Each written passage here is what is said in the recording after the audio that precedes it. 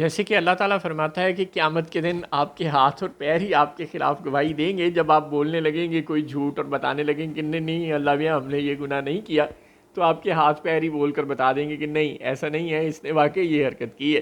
بین ہی establishment کے اپنے ہی بچے جب گریباں پھاڑتا ہے تنگ, جب دیوانہ آتا ہے کہ مصداق یا تو بہت تنگ آ جاتے ہیں اور یا پھر اسٹیبلشمنٹ انہیں ہلاشیری دے دیتی ہے. اب یہ تو کنسپریسی تھیوری ہو گئی, اللہ جانے کہ حقیقت کیا ہے. لیکن بہرحال اسٹیبلشمنٹ کے اپنے ہی بچے اگر ان کے خلاف بولنا شروع کر دیں تو مزہ بہت آتا ہے.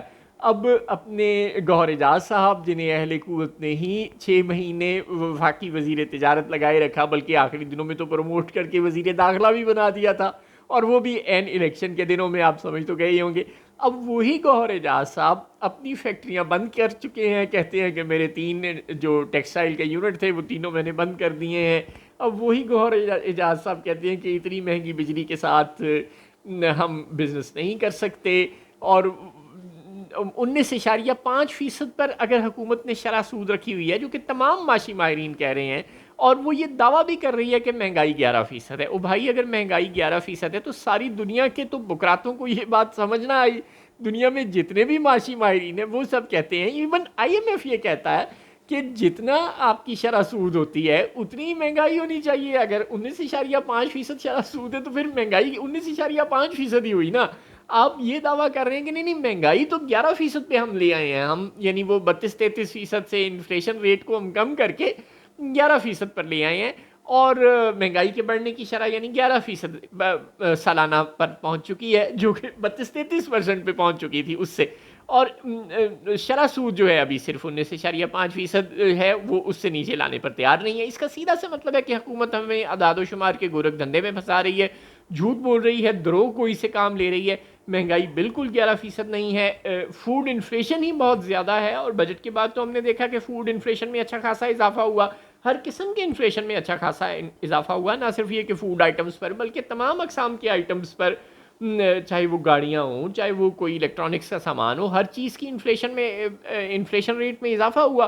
اب جب مہنگائی زیادہ ہے اور حکومت جھوٹے اعداد و شمار کے ساتھ ہمیں یہ بتانے کی کوشش کرتی ہے ہر مہینے کے مبارک ہو اب مہنگائی 12.5 پر آ گئی, اب 11.5 پر آ گئی, اور اب تو 11% کا جھوٹ بولا جا رہا ہے, اور اوپر سے یہ دعویٰ بھی کیا جا رہا ہے کہ ہم عنقریب 9.5 پر اور 9 پر اور سنگل ڈیجٹ میں لے آئیں گے مہنگائی کو. او بھائی کو خدا کا خوف کریں, بقول خواجہ آصف صاحب کے کوئی شرم ہوتی ہے, کوئی حیا ہوتی ہے. ظاہر ہے آپ کو پتا ہے کہ آئی ایم ایف آپ کو ڈنڈے مارے گا اگر آپ نے 19.5% سے نیچے شرح سود کی. وہ تو ظاہر ہے کہہ رہے ہیں کہ یہ بھی کم ہے, اس سے بھی تھوڑی سی زیادہ ہونی چاہیے. آپ 11% پر شرح سود کو بینکوں کی لا سکتے ہیں؟ بالکل نہیں لا سکتے, کیونکہ مہنگائی کی شرح اس سے زیادہ ہے. تو ساری دنیا کے اکانومسٹ کہتے ہیں کہ یہ ایک جتنا لیول رکھنا پڑتا ہے, جتنی مہنگائی ہوتی ہے, مہنگائی ظاہر ہے کنٹرولڈ ایک فیکٹر نہیں ہے, وہ تھوڑا سا ان کنٹرولڈ فیکٹر ہے, وہ مارکیٹ اکانومی کے مطابق چلتی ہے. اور شرح سود کو تو حکومت اسٹیٹ بینک خود چلاتی ہے, لہٰذا وہ شرح سود کو تو کنٹرول کر سکتی ہے, زبردستی اوپر نیچے کر سکتی ہے, لیکن مہنگائی کو نہیں کر سکتی.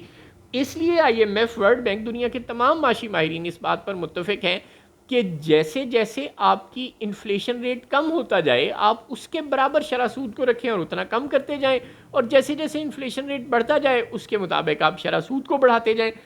لیکن وہ تو حکومت کر نہیں رہی. انفلیشن ریٹ ہمیں ابھی 19.5 پر ہی رکھا ہوا ہے, 11% پر بتایا جا رہا ہے حکومت پاکستان کی جانب سے, ادارہ شماریات کی جانب سے, اور بینکوں نے, اسٹیٹ بینک نے جو اپنا مانیٹری پالیسی کا ریٹ ہے وہ 19.5 پہ رکھا ہوا ہے. صاف ظاہر ہے کہ یہ جھوٹ ہے.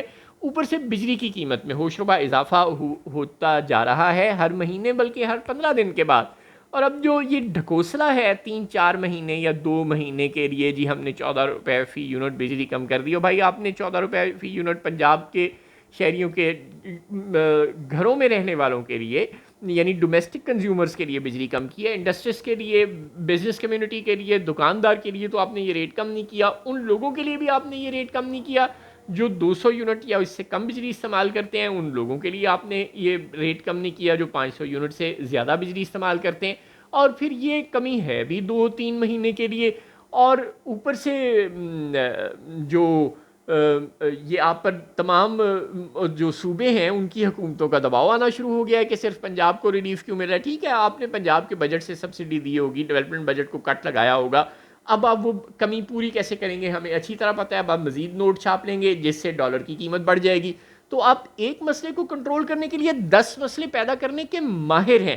مسائل پیدا کرنے میں آپ کا جواب ہی نہیں ہے, آپ کو صرف ہم سلام ہی پیش کر سکتے ہیں.